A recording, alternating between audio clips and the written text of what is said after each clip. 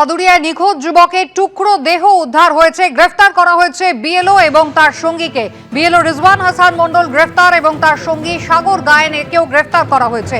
যুবককে টুকরো করে কেটে খালের জলে ভাসিয়ে দেওয়া হয়, এমনটাই পুলিশ সূত্রে দাবি করা হয়েছে। সমীরণ পাল আমাদের প্রতিনিধি রয়েছেন আমাদের সঙ্গে। সমীরণ, কি কারণে এরকম একটা ভয়ানক নৃশংস ঘটনা ঘটালেন এই বিএলও এবং তার সঙ্গী? দেখা যেটা জানা যাচ্ছে যে রিজওয়ান হাসান মণ্ডল 22 নম্বর বুথের বিএলও। এই বাদুড়িয়ার এই এলাকার ঘটনা সোমবার রাত থেকে নাসির আলী নিখোঁজ ছিল এবং এই মর্মে বাদুড়িয়া থানায় নিখোঁজ ডায়েরি হয়েছিল। এই রিজওয়ান হাসান মণ্ডল এবং তার বন্ধু সাগর গায়েনকে গতকাল বসিরহাট মহকুমা আদালতে পেশ করা হয় এবং বিচারক 10 দিনের পুলিশ হেফাজতের নির্দেশ দেয় এবং তাদেরকে জিজ্ঞাসাবাদ করে পুলিশ জানতে পারে যে 3টি খালে এই নাসির আলীকে খুন করে নৃশংসভাবে টুকরো টুকরো করে তার দেহাংশগুলি প্লাস্টিকের প্যাকেটবন্দি করে 3টি খালে ফেলে দেওয়া হয়েছিল এবং গতকাল রাতে বিভিন্ন জায়গায় তল্লাশি চালিয়ে এই দেহাংশগুলো উদ্ধার হয়েছে এবং সেই দেহাংশগুলো উদ্ধার করে ময়নাতদন্তের জন্য পাঠানো হয়েছে।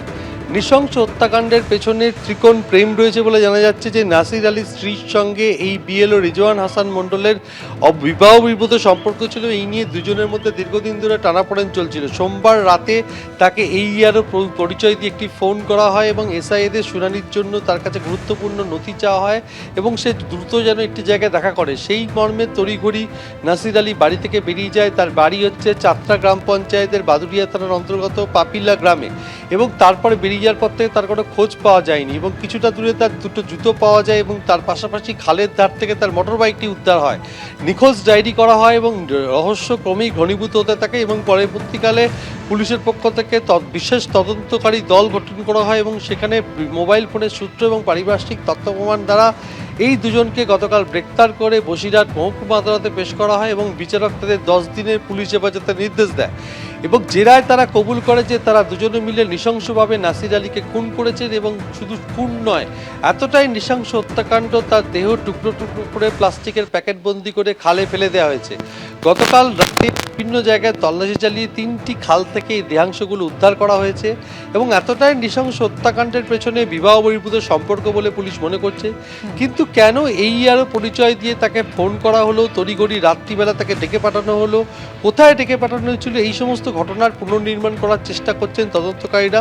তবে প্রাথমিকভাবে যেটা জানা গেছে যে ফাঁকা জায়গায় তাকে ডেকে এনে খুন করা হয় এবং তার দেহ টুকরো টুকরো করে ফেলে দেওয়া হয় এবং তারপরে প্লাস্টিক বন্দি করে 3টি খালে দেহাংশগুলো ফেলে দেওয়া হয়েছিল।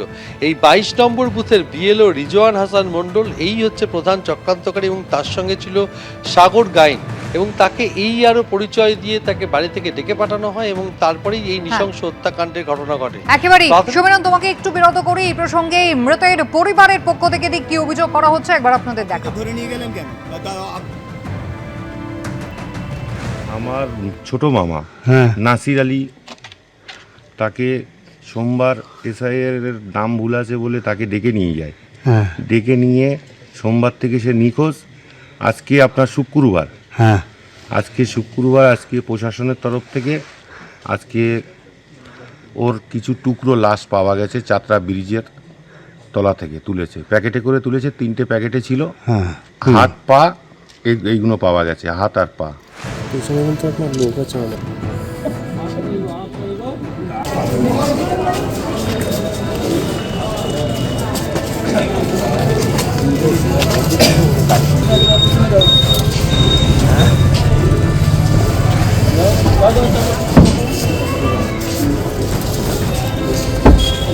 মিডিয়া চলো কি হয়েছে? চলো চলো চলো দেখি। দাদা কোথায় আছে যে নিখোঁজ? আপনার যে বন্ধু কোথায় আছে? হ্যাঁ দাদা, কোথায় আছে ওই যে নিখোঁজ হয়েছে? আপনার সঙ্গে তো আপনি তো ডেকে নিয়ে গিয়েছিলেন।